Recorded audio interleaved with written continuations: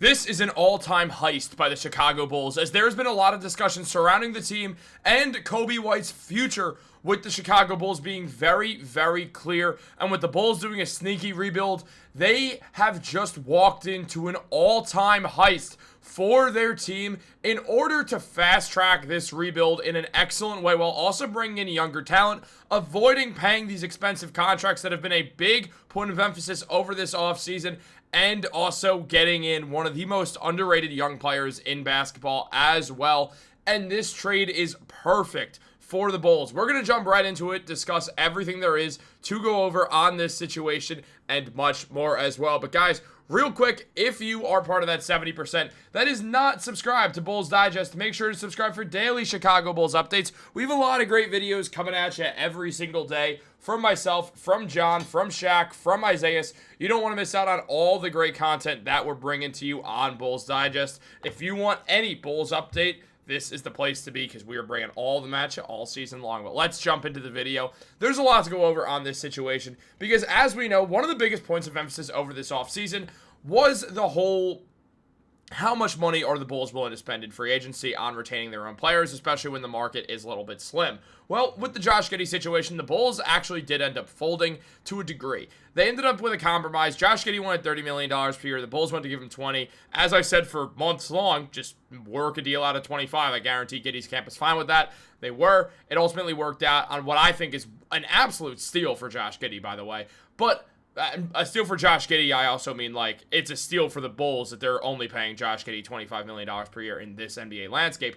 But on top of that, what we've also seen was two of those teams take those two of those four restricted free agents take those qualifying offers, those being Cam Thomas and Quentin Grimes. When we consider everything that's going on in the Bulls' lack of interest in paying people, and also understanding that Coby White can only be paid $89 million but over 4 years by the Chicago Bulls, while other teams can pay him $100 million plus. We know one thing about Coby White. He's going to get traded. And if he doesn't get traded, it's a generational fumble by the Bulls, because they're going to let Coby White walk in the offseason. I know some Bulls fans think, no, he'll stick around. No, he will not. He wants over $100 million on his next contract, and he's going to get it. But the Bulls can't afford it. So it's not going to be with Chicago.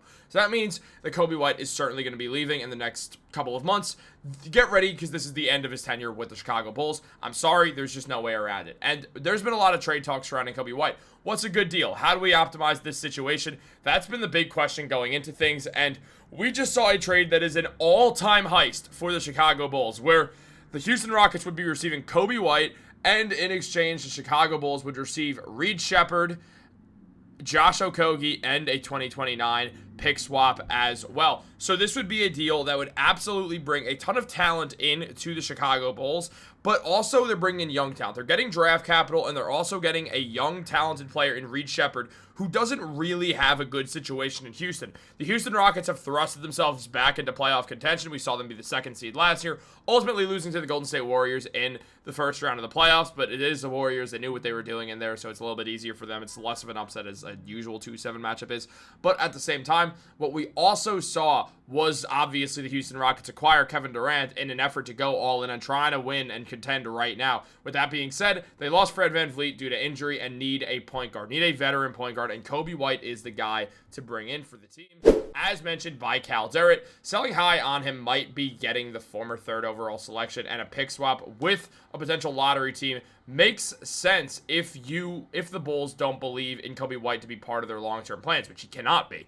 This is especially true if he's expecting a huge payday. On one hand, he's a talented offensive guard, averaging 20.4 points per game and shooting 37% on 7.9 threes per game last season. On the other hand, we just saw Cam Thomas forced to take a one-year qualifying offer after teams declined to pay him. Well, there's a lot to go over with this situation. One, yes, Coby White's better than Cam Thomas, just straight up. He does more. He's not just a scorer, but he is a great scorer who also shoots the ball well, shooting 37% from three, as mentioned, on nearly 8 attempts a night, and scoring 20.4 points per game, averaging 4.5 assists as well. Here's the difference. There's actually a few here that just were not gone over in that article right there. I mean, first of all, we see Coby White after the All-Star break. The fact they put up 24.5 points per game and his shooting numbers didn't even take a slip at all. If anything, they got better. So when we consider that, it's one thing to go into, but also there's more to consider here.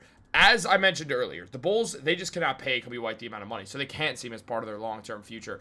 And either way, there's a difference between Cam Thomas and Coby White. Cam Thomas was a free agent in a year where the only team that had cap space was the Brooklyn Nets, who didn't want to use it on their own player. Here's the difference.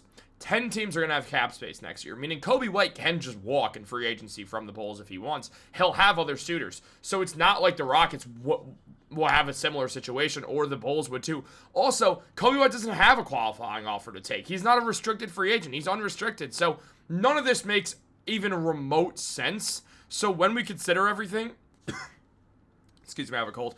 But when we consider everything, we see that Coby White is in an ideal situation to be moved to a team like the Houston Rockets. And when we look at the Bulls' depth, we do see that replacing Coby White, putting Ayo Dosunmu in that starting role, or even a Kevin Huerter, trying to get Kevin Huerter's numbers up to add one more shooting into a rotation that could use it, and also trying to get Kevin Huerter a deal so you could trade him elsewhere, get more draft capital, makes a ton of sense. On top of that, you could also just put Reed Sheppard as the other guard next to Josh Giddey. Giddey's an oversized point guard, so you could put Reed Sheppard there next to him as well if you wanted to do that. Sheppard's main thing is he's really supposed to be a lights-out shooter. He didn't get a ton of chances with the Chicago Bulls, or with the Houston Rockets, excuse me, which kind of threw everything off.